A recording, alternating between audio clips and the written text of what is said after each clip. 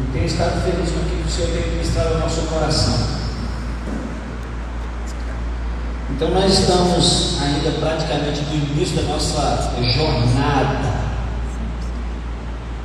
Hoje eu fiquei pensando que muito provavelmente nós vamos dar uma pausa durante um período, agora no final do ano, no início do outro, para continuar, porque pelo andar da carruagem nós vamos durante bastante tempo falando desse texto do Apocalipse, essa carta, não é? A gente chegou à conclusão de que, na verdade, a carta às igrejas é uma só, é um conteúdo só da carta às igrejas, mas nós conhecemos os capítulos 2 e 3 de Apocalipse como as cartas às 7 igrejas. E por incrível que pareça, por muito incrível que isso possa parecer, quando comecei a meditar nesse tempo agora para ministrar mais, é que nós fomos perceber que na realidade, a grande realidade é que, em se tratando do fato de que as 7 igrejas, apesar de que elas tenham existido, tenham sido igrejas locais em tempo específico, elas foram igrejas que estavam lá na Ásia no primeiro século, mas elas foram escolhidas por Deus, acredito nisso, para que Deus pudesse mostrar para a igreja dele, em todos os tempos, em todos os lugares, os aspectos que permeiam a igreja do Senhor, querendo nós ou não, eles, querendo nós acreditar ou não, eles são aspectos que ainda nos perseguem. Quer ver uma coisa interessante? Nós falamos da igreja de Éfeso acerca de que ela tinha algo que o Senhor estava chateado com ela, vamos dizer assim. Ela havia perdido o primeiro amor. Quem lembra disso? Éfeso. A igreja perdeu o primeiro amor. Se você quiser dar uma olhada, está lá no capítulo 2, no versículo 4. Vai mostrar para nós que a igreja do Senhor, em um determinado momento, ela se afastou da comunhão com Deus. Ela perdeu, ela abandonou. Na verdade, ela não perdeu, ela abandonou o primeiro amor. E o Senhor Jesus, ele considera isso, ele vê isso como uma queda. E ele diz assim: lembra-te, pois, de onde caíste. Ele vai mostrar 3 atitudes que a igreja precisava tomar para voltar à comunhão. A primeira atitude era lembrar. A segunda atitude, se arrepender. A terceira atitude, voltar. E ele vai falar de voltar às primeiras obras. Uma coisa que eu observo é que a igreja, em pleno século XXI, os seus líderes, as suas denominações, tem feito congressos, tem escrito livros, tem procurado criar alguns modelos para que a igreja volte à prática das primeiras obras. Uma das demonstrações muito claras disso é o que nós chamamos na denominação batista de igreja multiplicadora. Vai falar de voltar às raízes, de voltar aos princípios. Por que a igreja hoje está buscando essa volta, se isso era uma coisa só para o tempo da igreja de Éfeso? Não era. Se fosse, nós não estaríamos mais nessa busca. Portanto, são situações, são aspectos que são inerentes ou que ainda fazem parte da igreja de Jesus. Na segunda igreja, que é Esmirna, ele vai falar que o que aquela igreja, apesar de não ter muitas repreensões a fazer em relação a essa igreja, o Senhor Jesus ele dá um conselho, ele faz um chamado, e o chamado é a fidelidade. Ele fala das perseguições que a igreja ia sofrer, das tribulações, e chama então a fidelidade. É interessante que o Senhor Jesus apresenta-se às igrejas de acordo com aquela fundamentação que nós estudamos no capítulo 1, do verso 9 ao verso 20. Ele vai se apresentando de acordo com o que ele se apresentou a João. Por exemplo, ele apresenta a igreja de Éfeso como aquele que anda no meio dos 7 castiçais e tem as 7 estrelas na sua mão. Ele está mostrando uma das formas que ele se apresenta a João no capítulo 1. Não é verdade? Ele vai, por exemplo, na igreja de Esminas se apresentar como aquele que venceu a morte, com aquele que é o primeiro e o último, foi morto e reviveu. É interessante que, se você for analisar, o prêmio no final de cada introdução dessa vai falar, vai ter uma certa ligação com a forma que Jesus se apresenta. Por exemplo, ele se apresenta como aquele que está no meio de 7 castiçais, dizendo que ele tem comunhão com a igreja. No final das contas, ele fala que o prêmio será uma volta à comunhão, comendo todos da árvore da vida que está no paraíso de Deus.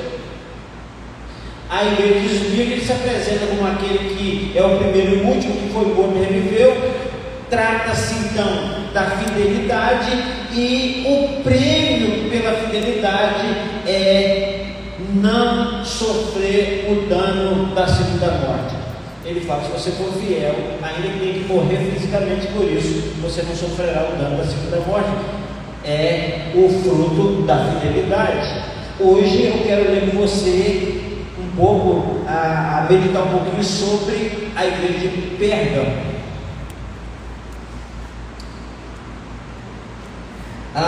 Até então, nesse início da jornada, eu queria que você se lembrasse daquilo que você aprendeu até hoje. Eu não sei quantos aqui vieram de outras administrações. Hoje nós estamos na 7ª administração. Parece que começamos ontem.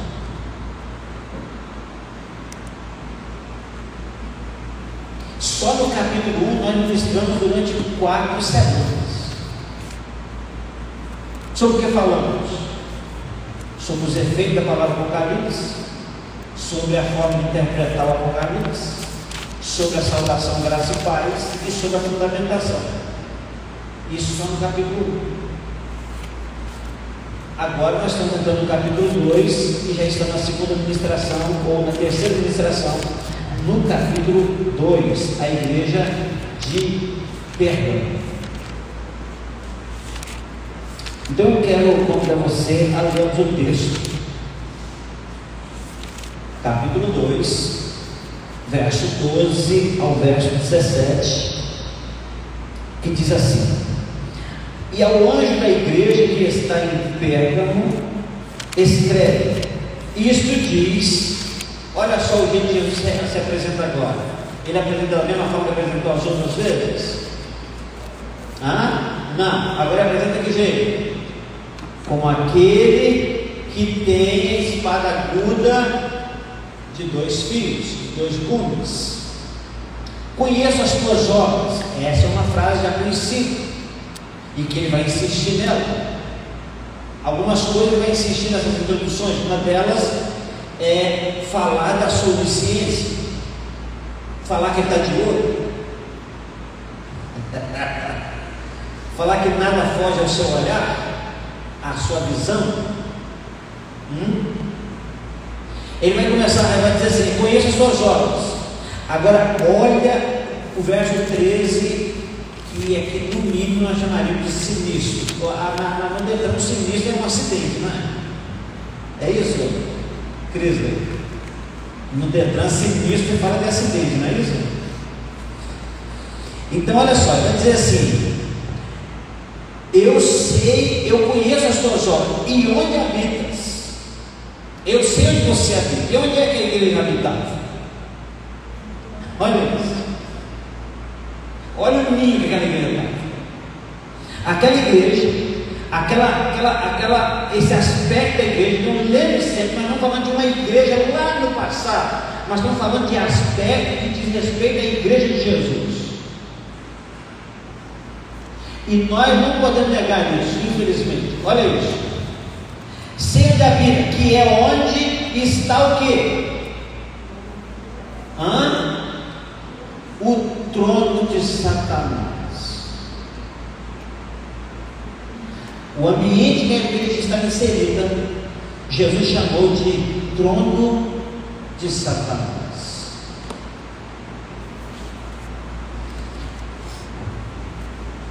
Olha só, mas também o Senhor sabe que aquela igreja retém o nome dele, não abandonou o nome, firmou-se no nome, e não negaste a minha fé, não deixar de crer em mim. Isso é interessante. Isso é o que está se cuidando daquela igreja. Se agarrar ao nome de Jesus e não negar a fé. Amém ou não? Vamos continuar aqui. Não negaste meu nome, não negaste a minha fé, ainda nos dias de Antipas,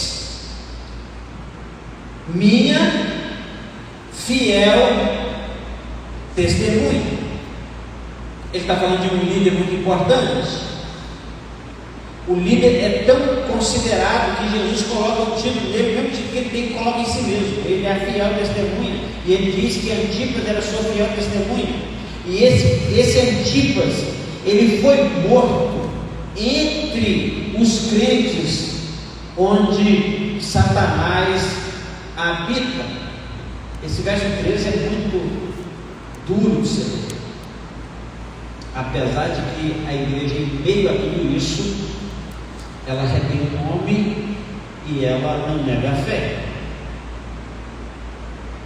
A gente precisa lembrar disso. Aí diz no verso 14 assim: mas algumas poucas coisas tenho contra ti. Olha só que lá na igreja de Éfeso ele tinha uma coisa. Lembra isso? Na igreja de Esmina ele não faz repreensões, mas ele lembra que ela precisa ser fiel. Agora já não é uma coisa, é umas poucas, mas é mais de uma. E ele diz: algumas poucas coisas tenho contra ti. Irmãos, essa é uma palavra extremamente dura. Quando o Senhor diz assim: eu tenho algo contra você. Olha só uma coisa. Escute uma coisa. A Bíblia fala assim: se Deus é por nós, fala bem alto, se Deus é por nós, agora se Deus é contra nós, quem será por nós? Ninguém. Ele disse: algumas poucas coisas tenho contra ti. O que tem contra ti? Porque tens lá os que seguem a doutrina de Balaão. Ele está falando de um homem que profetizou em Israel há 1500 anos antes daquele tempo ali. E alguém ali ainda perseverava em seguir a doutrina daquele homem. Que tipo de doutrina eles estavam praticando? Olha só, Balaão, o qual ensinava Balaque, que era um rei contra Israel, a lançar tropeço contra os filhos de Israel. Agora imagine alguém dentro da igreja tratando de situações que lançam tropeço contra a igreja. Será que existe isso hoje?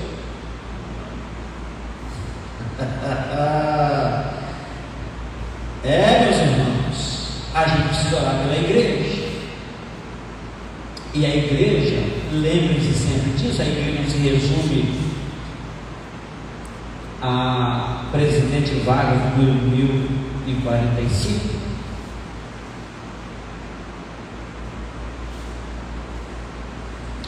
Vamos continuar.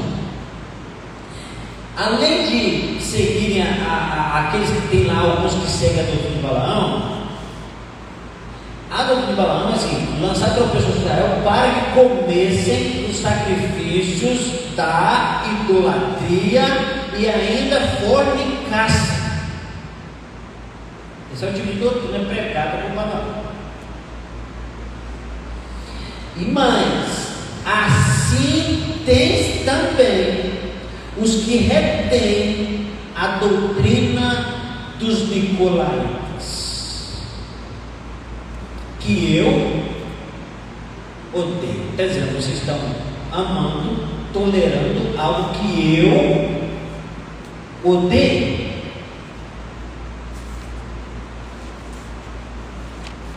Irmãos, isso, se a gente for olhar para a igreja do nosso tempo, a gente vai perceber que a idolatria anda correndo solta.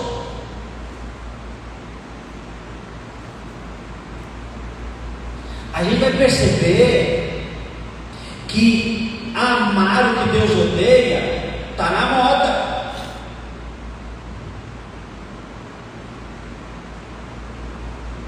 Por isso que a carta é para nós.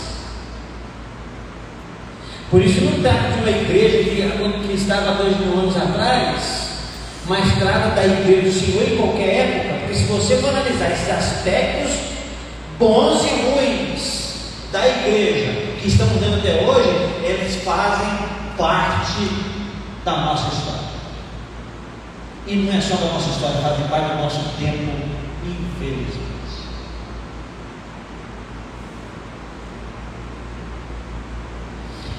Vamos continuar. Assim tens também os que retêm a doutrina dos nicolaítas, que odeiam. Qual é a orientação? Arrependa-se. Onde está a chave? Arrependimento. Agora olha isso aí. Arrepende, pois, quando não, ou seja, se isso não acontecer, se vocês não se arrependerem, o que vai acontecer? Breve virei a ti, contra eles batalhareis com a espada da minha boca. Lembra que se apresentou como aquele que tem espada? Lembra que a representação de Jesus para João é aquele que tem uma espada afiada que sai da sua boca? É interessante que no domingo passado estava sobre a espada. Se eu tivesse programado para isso, não estaria saindo tão direto assim, porque é o Espírito Santo está dirigindo, a gente precisa ficar atento a isso. O que é a espada, irmãos? É a palavra de Deus. Então é preciso que a gente entenda que aqui há uma exortação com respeito à palavra de Deus. Olha só o que acontece: se nós não obedecemos a palavra, Jesus usa a palavra dele para agir e para corrigir. Vamos lá. Arrepende, pois, quando não, em breve irei a ti, e contra eles quem? Contra todos aqueles que seguem a doutrina de Balaão e retêm a perversidade nicolaíta. Os nicolaítas pregavam o seguinte: faz uma comparação disso com o nosso tempo. Ele falava assim: o que nós vamos dar conta para Deus é espiritual, o corpo ele pode fazer o que quiser dele.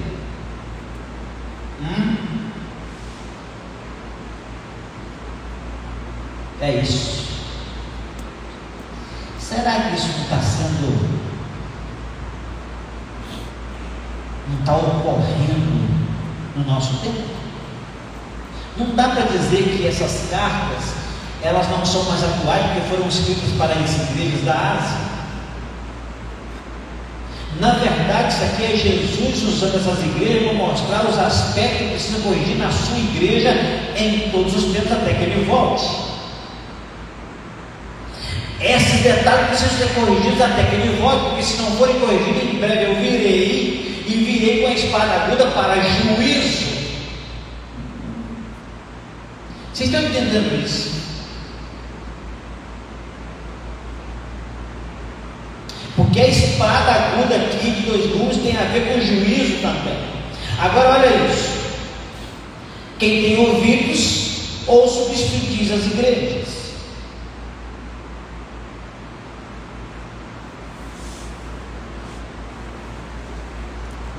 E ao que vencer, darei a comer de quê? Do maná. Escondido só para grande comemoração. Lembra daquele pernil que você guarda para aquele almoço especial? Lembra daquele carneiro que você está engordando para o dia do aniversário? Lembra daquela novilha para o Natal? O Senhor teve o cuidado de esconder, de guardar o maná, para que aqueles que vencerem possam experimentar dele. Você não tem que saber como que é o maná? Tem. Eu. Aquele que vencer vai poder experimentar e falar: eu acho que a gente vai fazer igual o povo lá do Egito, lá em Israel, mas assim, que é isso? Porque maná significa exatamente isso, uma admiração. Aí ele vai darei de comer do maná escondido. Agora olha só como é que termina isso. Ele fala assim: e dar-lhe o quê? Uma pedra branca. Guarda isso. Uma pedra branca e nela um novo nome escrito,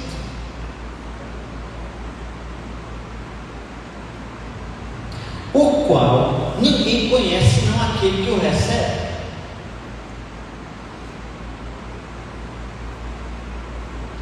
Vai ter um nome para mim que eu só vou saber naquele dia. Eu ainda não sei qual nome o Senhor vai me dar, mas eu estou curioso. Você não fica curioso? Eu quero procurar caminhar com você um pouquinho sobre isso. Enquanto a gente liga, a gente ainda discorrendo algumas coisas, mas eu gostaria de lembrar isso. Primeiro, é Jesus mais uma vez se apresentando como uma espada, como aquele que tem a espada aguda. Como nós falamos no domingo passado, está bem quentinho no nosso coração. A espada, como diz Efésios capítulo 6, versículo 17, a parte B, vai dizer que a espada do Espírito é a palavra de Deus, sai da boca de Deus. O que o Espírito Santo falou comigo esses dias sobre isso é que tem algo muito especial que está ligado ao maná. Mas como, pastor? Como você vai ligar a espada ao maná?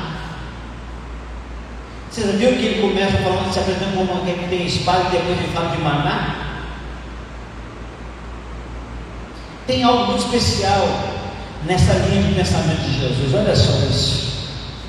Hebreus 4,12 vai falar que a palavra de Deus ela é viva, eficaz e ela é mais penetrante do que espada qualquer de 2 gumes, que penetra até a divisão da alma, do espírito, das juntas e medulas, e é apta para discernir as intenções do nosso coração. É assim que está lá. Os pensamentos e intenções do coração. Guarda isso. Espada aguda e maná. Depois a gente vai conversar sobre isso. O que Jesus está dizendo?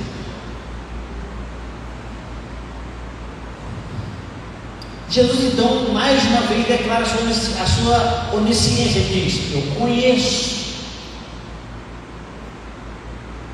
Jesus não conhecia apenas as obras de Pérgamo, mas ele conhece a nossa história. Ele conhece como a sua espada aguda. Ele conhece não apenas o que estamos fazendo, o que fizemos, mas ele conhece tão profundamente que ele conhece os pensamentos e as intenções do coração. Sabe aquilo que você não falou para ninguém? Sabe aquilo que você só intencionou? Ele sabe.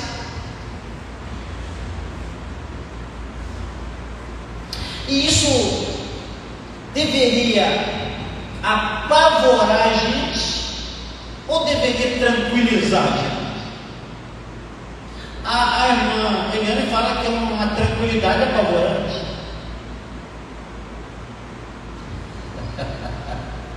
Não é? Então, saber que o Senhor conhece até as intenções do nosso coração, é o que nós cantamos aqui. O que dizer? O que fazer? O que dizer se até as intenções Ele conhece? Isso é glorioso. Saber que servimos um Deus que conhece a nossa intenção. E por que não dizer que Ele conhece até o que vai passar pela nossa intenção?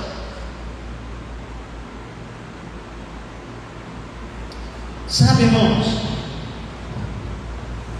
Ele fala e conhece, fala assim: eu sei onde habitas. Você habita onde está o trono de Satanás. Como é que você pode imaginar um negócio desse? Havia naquela cidade algum templo e um trono dizendo ao nosso Deus Lúcifer? Não.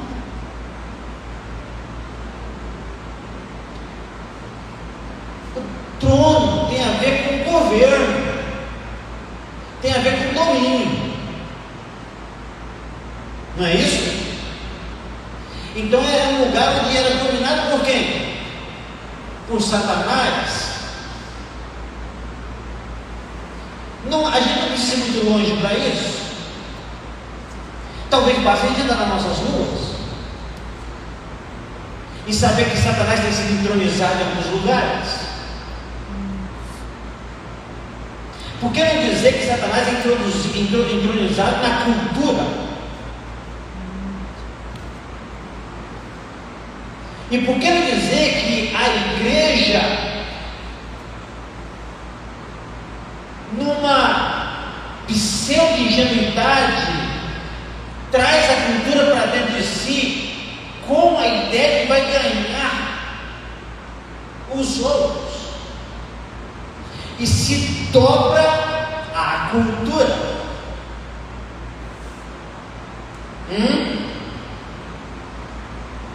Por que não pensar que o que dita as regras para nossas roupas são as novelas, os filmes, as redes sociais, os artistas?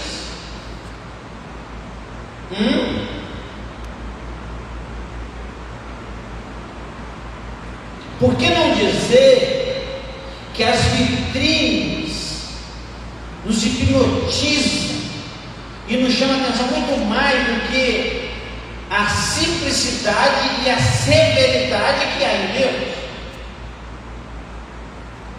Por que não dizer que a igreja precisa ser uma instituição contra a cultura? Ou seja, o que Jesus disse é que nós não só estamos aqui para nos adequarmos à cultura, mas para estabelecermos uma cultura. Vocês são o quê?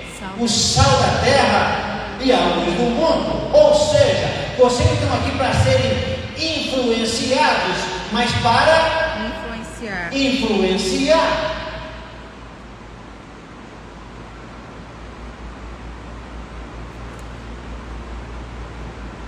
Você está entendendo? Sabe, irmãos, Pérgamo era um centro cultural. É um dos maiores centros culturais da época. Pérgamo tinha vários templos a vários deuses. Eles cultuavam aos deuses. Lá foi o primeiro lugar onde se construiu um templo para adoração ao imperador. Ou seja, onde é que está o trono de Satanás? Talvez Jesus estava dizendo que é onde se coloca o homem no lugar onde devia Deus estar.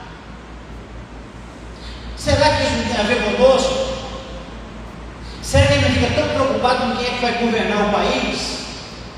Será que ele não fica tão ligado ao fato de quem é que vai governar a nossa cidade? Deixa eu falar uma coisa para você. Nós aqui, Igreja do Senhor, é que precisamos estabelecer o governo na nossa cidade.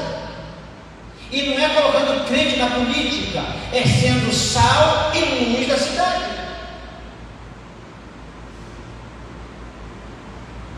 Por que a gente fica tão preocupado com qual político vai ganhar? Porque ele está ligado ao governo humano. E onde nós estabelecemos um governo humano sobre nós, o governo de Deus não pode atuar. Venha a nós o teu rei, e seja feita a vontade do prefeito, seja feita a vontade do Lula, do Bolsonaro. Não, seja feita a sua vontade, do mesmo jeito que ela é feita no céu, que ela seja feita na terra. É estabelecer o governo. Aí Jesus falou, a palavra de Deus diz que Deus nos fez reis e sacerdotes, ou seja, autoridades políticas e espirituais na terra é a igreja. Só que onde a igreja não ocupa, alguém vai ocupar. Já falei isso várias vezes aqui. Quem está entendendo isso, irmão? Aquela igreja estava num centro diabólico, mas não tinha nenhum trono a Satanás. Tinha a Zeus, tinha alguns outros lá, e tinha também ao imperador. Ou seja, havia um governo político e espiritual mitológico. E aí a gente precisa entender que também naquele lugar havia talvez a segunda maior biblioteca do mundo da época. Ela tinha mais de 200.000 rolos. Só a biblioteca de Alexandria do Egito ganhava dela. Olha só que curiosidade interessante que eu aprendi. A Joelma vai gostar disso, né, Joelma? A Joelma tem que assessorar essas coisas aqui dentro, não é verdade? Amém. Então olha só. Para a biblioteca de Pérgamo era trazido do Egito papiros. Papiro é uma planta que é produzida no Egito, mas a maior biblioteca estava onde? No Egito. E o Egito não disse: eu vou parar de fornecer papiros. Então, como que sustentar e acrescentar ainda mais a biblioteca em Pérgamo? Ela decide criar uma forma de escrever em couro, e surge então um negócio chamado pergaminho. Lembra do pergaminho? Foi criado em Pérgamo. Gostou, já? Viu? Olha que centro cultural tremendo. Mas esse lugar lá, Jesus disse, é o ninho de Satanás. A cultura, a mitologia, os deuses, os panteões. Jesus disse que aquela igreja se encontrava onde estava o trono de Satanás. E ele fala isso por 2 vezes, só no verso 3. Ele fala: eu sei que você está onde Satanás habita.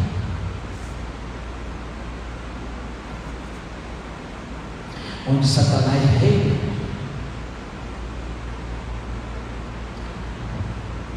Então, na verdade, queridos, alguns estudiosos chegam a dizer que essa referência ao trono de Satanás poderia estar totalmente ligada ao fato de que a idolatria pagã e ao culto imperial, ao culto ao imperador, o culto ao governo humano. Agora, irmãos, às vezes a gente não precisa nem ter um governo da cidade, do estado, da nação, mas talvez até o fato da gente achar que se pode autogovernar sem Jesus. Isso é uma idolatria, isso é uma, não sei se existe essa palavra ali, que é uma auto-idolatria. É uma idolatria de si mesmo, é o de si mesmo.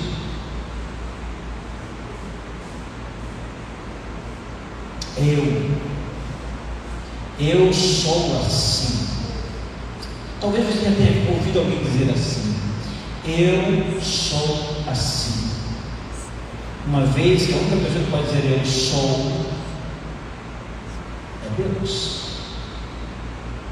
Porque eu não sou, eu fui criado. Amém ou não? Eu existo. Eu sou. Não, eu não sou. O único que pode dizer eu sou é o nosso Deus. Mas quantas vezes eu já disse que eu sou? Quantas vezes eu já disse que eu sou? Eu sou sistemático. Eu sou humilde.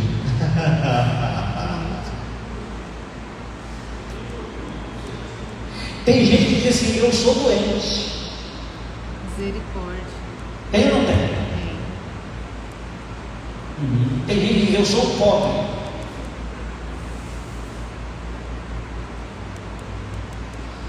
Enfim, tem um monte de eu sou aí.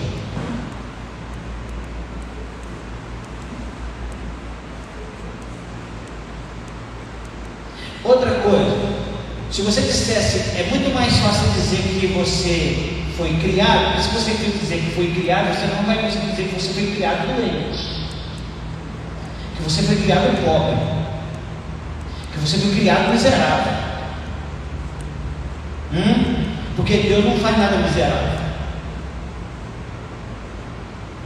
Um menino afrodescendente nos Estados Unidos, numa época de tanta segregação racial, de tanto racismo, ele ia para uma escola de brancos e lá eles faziam dele gato sapato. E ele nunca se entristeceu. Ele voltava para casa feliz. Ele ia para a escola no outro dia, sofria as mesmas coisas. Um dia o professor se indignou com aquilo, falou: tem que ir na casa desse menino. Foi num lugar muito simples, uma casa muito simples. E os professores explicaram para aqueles pais por que eles estavam ali. Por causa da situação. E os pais levaram aqueles professores no quarto daquele menino. E lá tinha uma cartolina bem grande. Professores aqui sabem o que é cartolina, até hoje até usa cartolina às vezes, né? Então colocou lá uma cartolina bem grande, escrito assim: sou negro e sou bom, porque Deus não faz porcaria.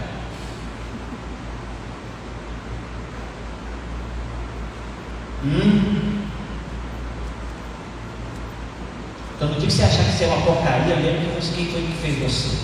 Amém. Sendo que qual forma você foi criado, você foi formado. Depois você diz que não presta. Depois você diz que é doente, que não vale nada. Sabe, irmãos, era um lugar governado por Satanás. Aí dentro desse ambiente tenebroso, Jesus tece alguns elogios. Ele fala, sabe, eu vejo você e percebo que você retém o meu nome. Você não negou meu nome, você continua ainda entre tudo isso. A igreja curada no meio de tudo isso, ela ainda retém o meu nome, ela não nega a fé. Sabe o que quer dizer isso, irmão? É você falar assim, sabe qual é o problema? A gente fala assim, sabe que eu não vou na igreja não, porque tem gente que não vai. Se o outro não vai, por que eu não posso também ficar em casa? Se o outro tem algo mais importante do que ir ao culto, por que eu também não posso ter? Ontem eu estava falando isso com o Davi e com a pastora, dizendo, às vezes a gente tem a triste ideia de olhar só para as coisas que a gente não tem. E a gente esquece de ver aquilo que a gente tem, aquilo que Deus já nos deu. Porque se a gente olhar para as coisas que Deus nos deu, a gente não consegue ter um coração murmurador mais grato. Mas a gente olhar só para aquilo que a gente não tem, a gente vai ser murmurador. E Deus não habita na murmuração, Deus habita no louvor, na gratidão. Deus, o louvor é um ato de gratidão, amém ou não? Amém. Deus habita no meio dos louvores. Se nós estamos murmurando, Deus não está lá. Toda vez que a gente murmura, a gente sai do ambiente de gratidão. E toda vez que a gente sai do ambiente de gratidão, a gente abandona o primeiro amor. Qual é a ideia? Lembra de onde você caiu, arrependa-se e volte logo. E seja fiel até a morte. E retenha o meu nome. E não negue a minha fé. Olha como está a linha de pensamento.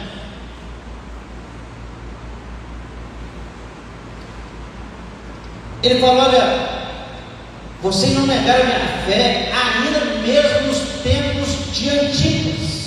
Ainda vocês vendo o seu líder, o líder da igreja, fiel testemunha, morrendo diante de vocês, sendo assassinado. Alguém entrou no templo, entrou no culto, entrou na igreja, pegou aquele homem e matou. E ainda assim eles continuaram firmados no nome de Jesus. Irmãos, isso é maravilhoso, é um grande elogio. Jesus demonstra a sua justiça aqui, sabe por quê? Porque quando ele não deixa de ressaltar as qualidades e os esforços daquela igreja. Deixa eu falar uma coisa para você.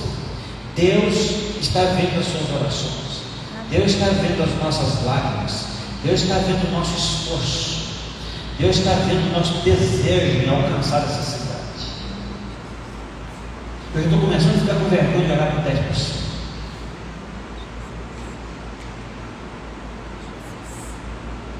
Se tem 100%.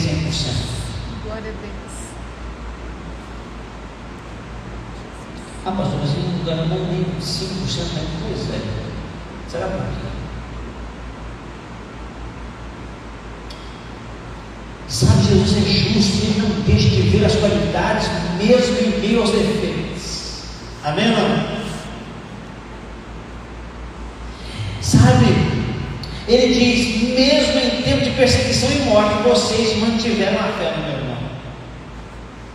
Isso é um elogio. Antipas era o líder da igreja e foi executado. E é muito tocante ver Jesus chamando ele de testemunha fiel, título esse que antes havia dado só a ele. Se você ver lá no capítulo 1, versículo 5, quer ver? Capítulo 1, versículo 5 diz assim: e da parte de Jesus, que é a fiel testemunha. Ele dá esse título a Antipas, que estava nessa igreja, que estava onde Satanás habita. Aí Jesus aponta as falhas. Embora a igreja de Pérgamo, de modo geral, permanecesse fiel, ela tolerava Irmão, deixa eu falar com vocês. Isso é um negócio muito interessante. A igreja às vezes é fiel a Jesus, mas tolera algumas coisas que ele não tolera.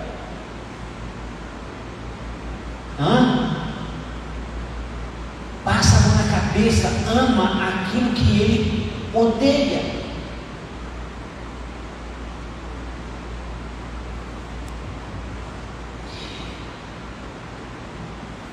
Quer ver uma coisa interessante? Se eu perguntasse para você se você acha que a visão de Jesus a respeito disso mudou, você acha que mudou?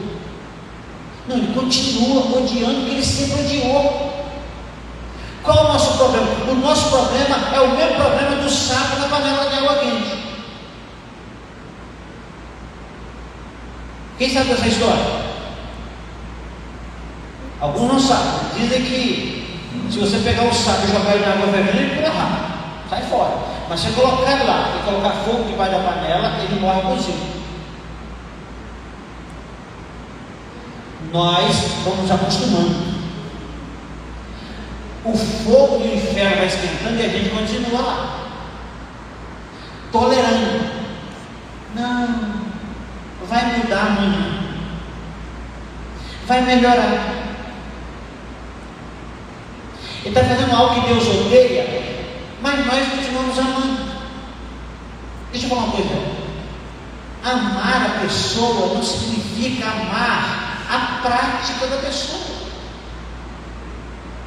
O que Deus odeia não são pessoas,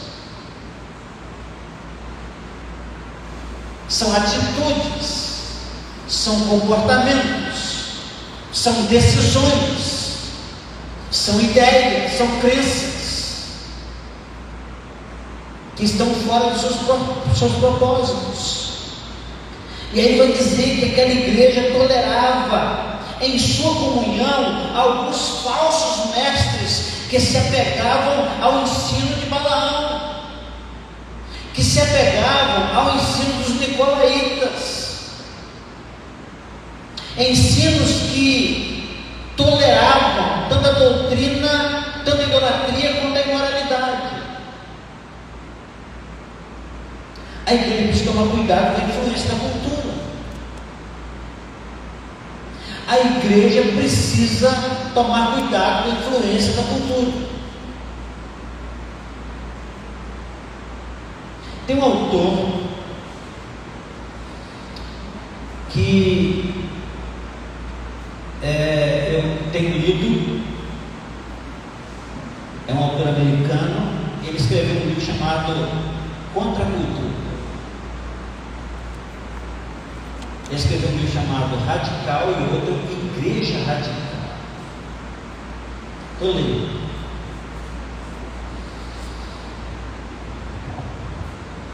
A igreja precisa tomar cuidado com a cultura.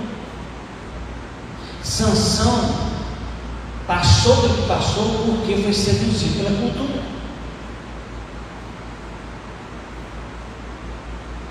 Ele foi seduzido. Ló passou pelo que passou porque ele foi seduzido pelo que ele viu e que ele desejou. Não é tudo que o filho da gente deseja e tem que dar, querido. Você quer tornar seu filho, sua filha um delinquente, dá tudo que ele quer. Que daqui a pouco ele vai matar você.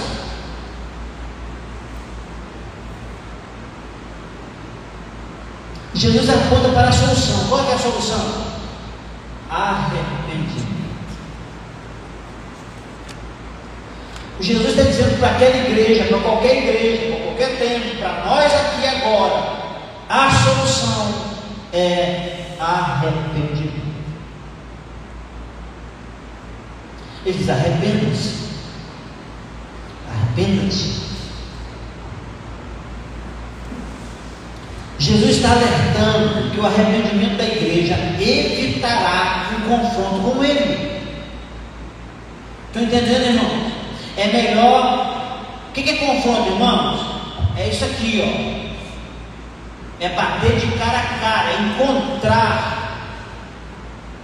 Se você está encontrando, você está indo na contramão de Jesus, aí vira um confronto.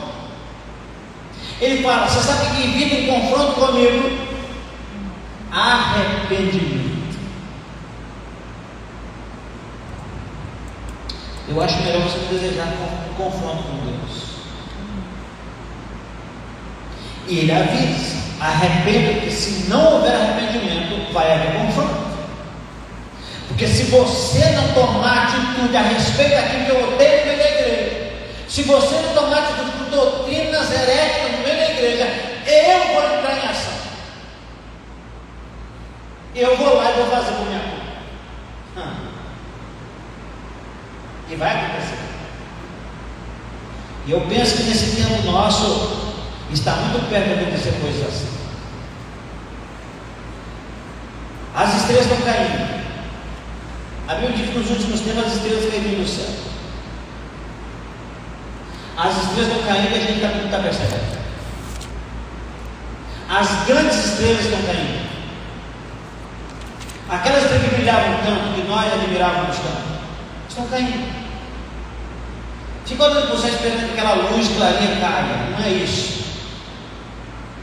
Ele falou assim: eu tenho as estrelas na mão. O que é estrela no Apocalipse?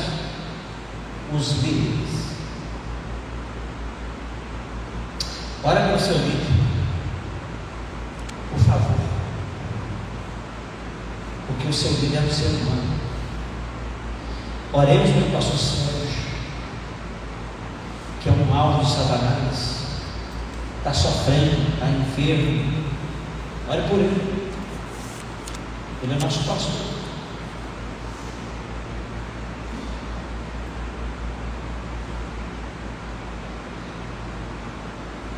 Eu sou o pastor de vocês porque ele é o meu. Vocês estão entendendo?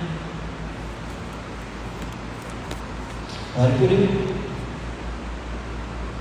O arrependimento da igreja levaria, o arrependimento da igreja acerca dessas coisas levaria a igreja a tratar as falhas. Estão entendendo? Quando nós nos arrependemos das falhas, nós tratamos elas.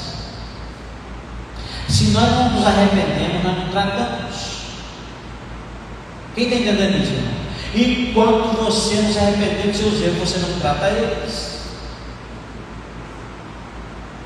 Porque você vai parecer normal para você. Você fala: o pastor é muito careta, é muito chato, é muito radical, é muito 880.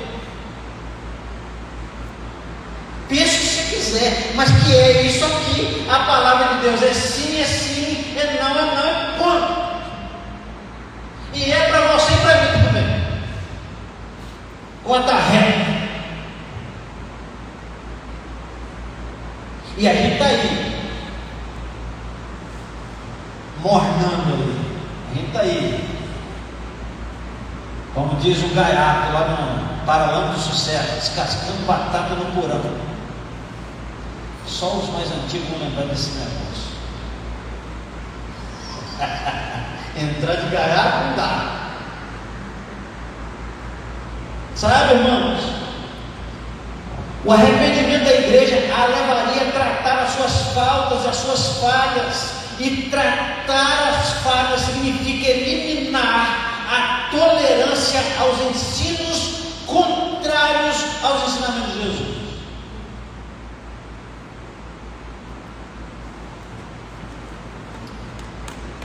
E Jesus conclui. Ele conclui dizendo que, lembrando da responsabilidade pessoal sobre o ouvir. Ele não fala: igreja, ouça. Ele fala: quem tem ouvido, ouça. É individual. Ele está falando para a igreja até então, mas quando ele trata de ouvir, ele fala de coletivo, ele fala de pessoal. Amém? A palavra sendo ministrada a todos nós. Ouve quem quiser.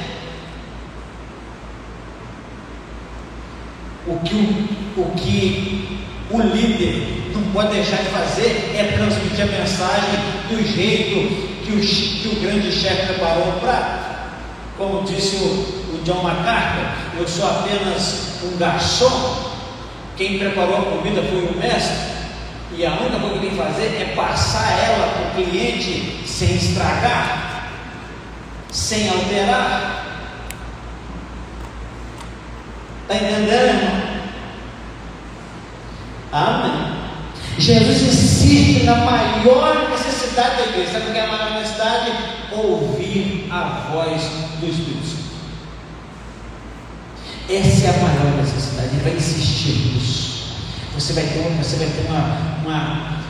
ensinamento muito interessante a respeito de si. Quem tem ouvidos e ao que vencer vai mudar agora daqui para frente. Mas olha, só olha isso aqui. Jesus insiste em lembrar que há um prêmio ao vencedor. E hoje ele fala do maná. Eu creio que a palavra-chave para hoje é sustento. Sabe por quê? Porque ele fala que a espada aguda. A espada é a palavra de Deus.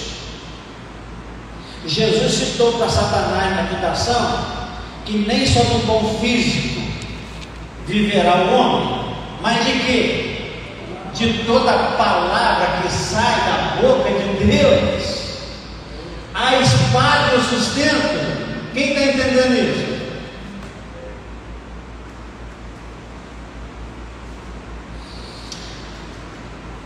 O pão de Deus. Jesus disse assim: o pão do céu não foi o maná. Eu sou o pão da vida. Eu que sou, não apenas tenho a palavra, mas eu sou a própria palavra. Nesse caso, a espada é o próprio Jesus. Sabe por quê? Porque ele falou assim: no princípio era a palavra, e a palavra estava com Deus, e a palavra era Deus, e a palavra se tornou carne, habitou entre nós, e vimos a glória dele, cheio de graça e de verdade, como a glória do unigênito do Filho de Deus. Irmãos, ele está falando do alimento, e o alimento é a palavra. Sendo a palavra, o alimento é o próprio Jesus. O maná é Jesus. Por isso a palavra é sustento hoje. Ele fala assim: quem vencer vai experimentar o maná escondido. Há um alimento escondido só para você que vencer. Isso é maravilhoso. Mas ele inclui outra premiação, outra recompensa, outro galardão para aqueles que vencerem.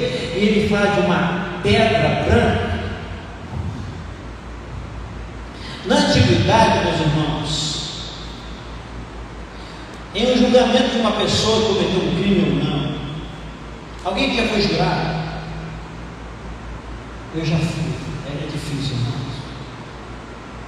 Não queria nunca ter sido chamado para aqui. Já foi, irmã Débora? Eu já fui, mas eu não fui liberado. Foi? Não, dê glória a Deus.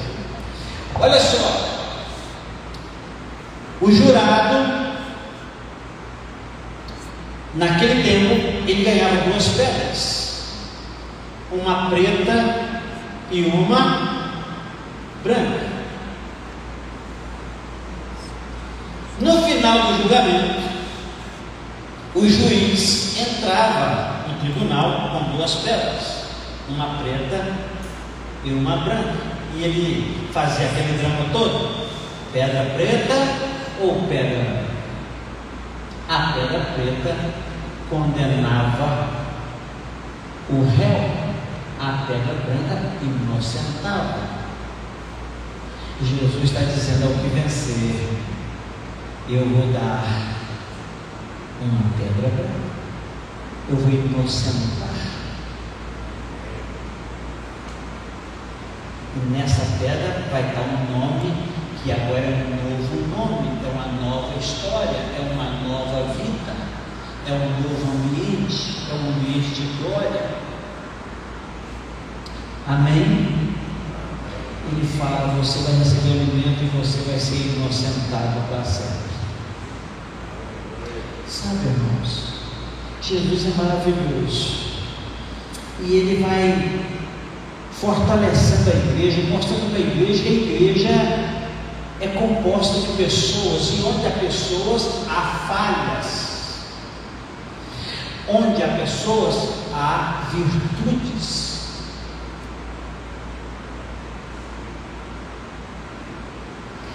Mas o que Jesus quer? É preparar a igreja como uma noiva. Já imaginou uma noiva entrar para o casamento toda esfarrapada e suja?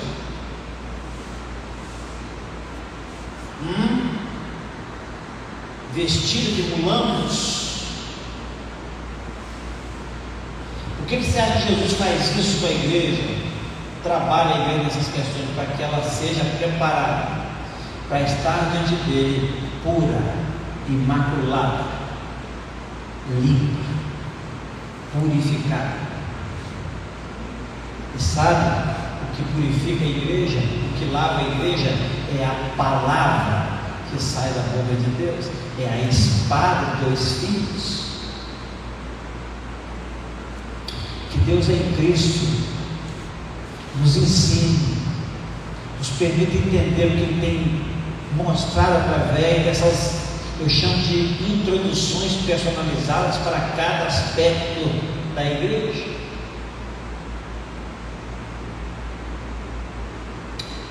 E que nós não venhamos a enxergar apenas uma igreja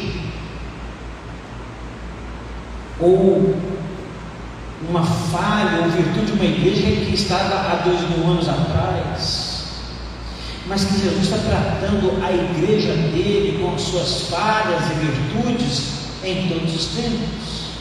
Uma coisa é certa: entre falhas e virtudes, virtudes e falhas, ela continua sendo a igreja de Jesus.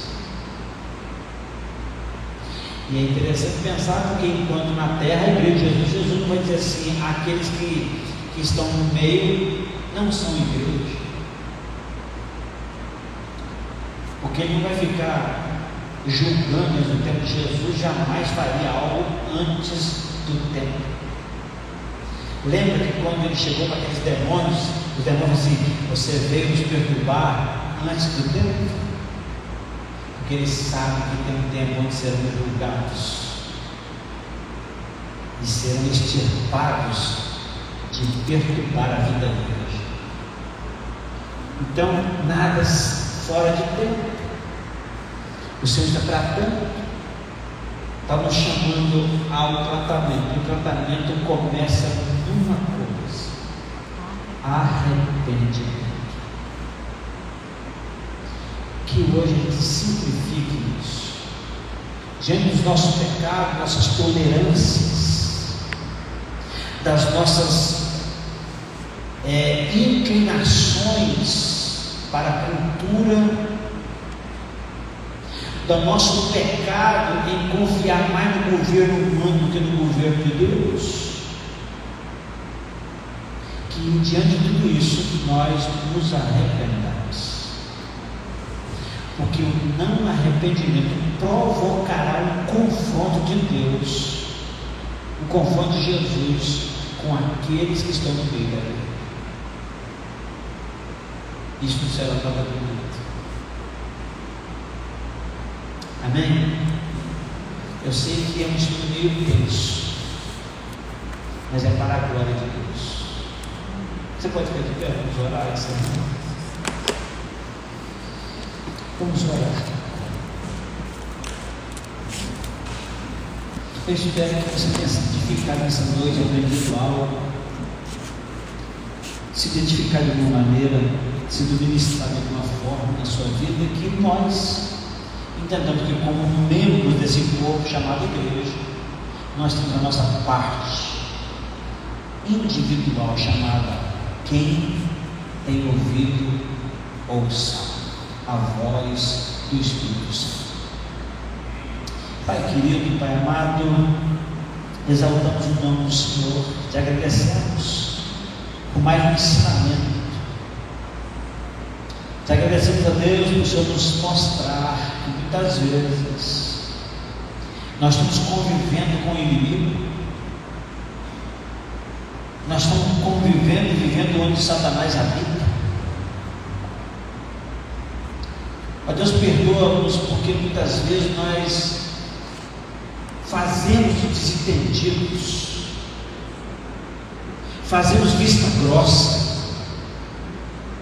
para algumas coisas, toleramos algumas coisas, talvez em nome de um amor que o Senhor não nos ensinou, porque existem coisas que o Senhor não ama, que o Senhor odeia, e que nós possamos enxergar como o Senhor enxerga, que nós possamos ver, absorver, que nós possamos sentir como o Senhor sente, que nós possamos odiar o que o Senhor odeia e amar o que o Senhor ama. Esse é o nosso pedido como igreja. Nós cremos, ó Deus, que essa cidade será movida, mexida pela sua palavra a partir dessa comunidade aqui, não para a nossa fama, mas para a glória do Senhor, porque alguém precisa desejar isso, alguém precisa querer ver essa cidade salva. Ó Deus, não permita que caia no nosso coração a ideia de que é assim mesmo, que vai continuar assim, que quem é, quem não é, não será. Ó Deus, não permita que o nosso coração seja endurecido, seja cometido de cegueira espiritual, a ponto, ó Deus, de nós, como a igreja de Esmirna, por exemplo, nos auto-enxergar como pobres, mas que nós possamos entender que nós somos extremamente ricos pela sua graça, pela sua misericórdia, pela unção derramada sobre nós. Não há povo na terra mais cheio de autoridade, cheio de poder, cheio de graça como a sua igreja. Ó Deus, muito obrigado por nos permitir fazer parte do povo mais poderoso da terra, mas que nós tenhamos ver isso com humildade, com arrependimento das nossas falhas.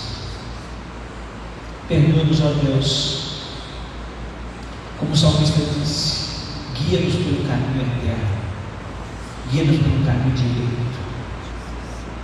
Nós oramos e eu agradeço a Deus por cada vida que hoje esteve aqui, pela tua igreja aqui representada, e que o Senhor venha despertar o teu povo para a realidade espiritual que nós estamos vivendo, em nome de Jesus, em nome de Jesus, amém e amém. Deus abençoe. A vitória é nossa.